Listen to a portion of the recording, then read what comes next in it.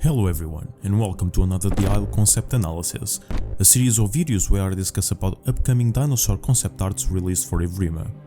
Today we will explore the Tyrannosaurus Rex, its real-life counterpart, how it was in Legacy, and how it's going to be in the future. So without further ado, sit back and enjoy the video.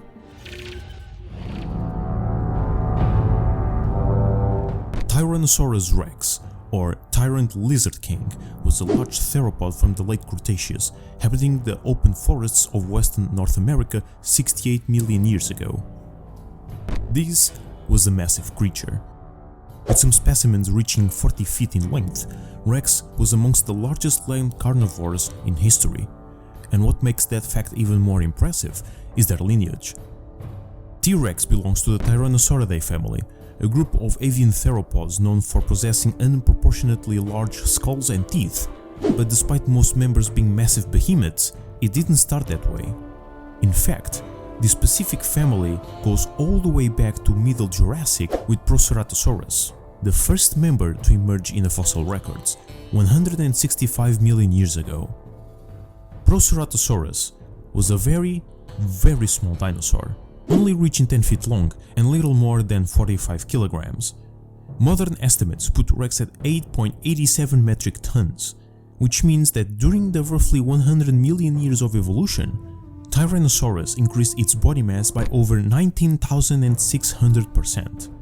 Tyrannosaurids grew 196 times their mass, making this one of the most extraordinary cases of gigantism in nature. And that increment in size wasn't put to waste. Rex especially had the strongest bite force of any terrestrial animal, around 8 tons of raw strength, more than enough to crush a medium-sized car. To support their heavily muscled heads, Tyrannosaurus developed a large and heavy neck and tail to keep the animal balanced.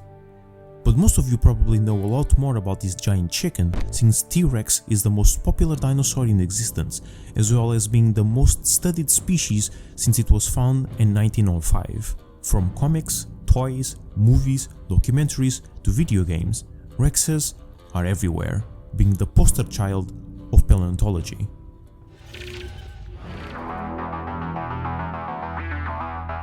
Being in the game since its launch, Rex is also part of the oldest members of the game's roster.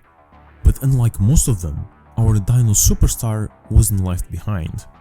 In fact, during most of the game's development, T-Rexes had blatant favoritism from the dev team, rarely receiving significant nerfs, if at all, keeping an overpowered status for years, and even receiving mechanics that got removed from other species.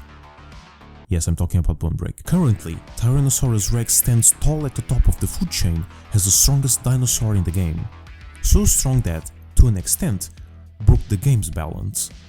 Being one of the tankiest dinosaurs, 1200 bite force, and being the only one with access to Bone Break makes Rexes objectively superior to most of the roster, and that is reflected through the community, being the most used dinosaur by far at any given time. Part of its popularity in the game is obviously a result of the dino status in media, but the overwhelming amount of players playing the Rex on a daily basis is proof of its unbalanced nature. Fortunately, with its concept art reveal on the game's most recent devlog, we are now able to see what Afterthought has in mind regarding this prehistoric tyrant.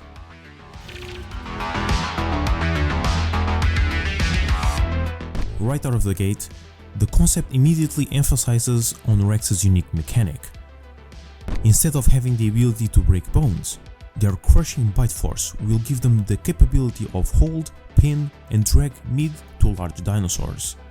The effect of its bite appears to vary depending on the dinosaur's size, since we can see it drag this poor baryonyx through the ground but only be able to hold the para in place. This picture also shows a dead juvenile para on the ground, bleeding but not eaten. This may be a subtle hint that Tyrannosauruses require large quantities of food to the point that immature specimens are not worth the hassle, or that Rexes deal trample damage. Here's a funny reference to Jurassic Park Lost World. Another combat-related feature present in Rex's kit is the ability to headbutt their opponents. This might be used only to keep large dinos at a certain distance, or may even momentarily stun the victim, stopping it from performing their attacks. Lastly, in this image, we can see that they will be also able to break through metal gates, meaning that both dinosaurs and humans won't be safe from them even behind reinforced human structures.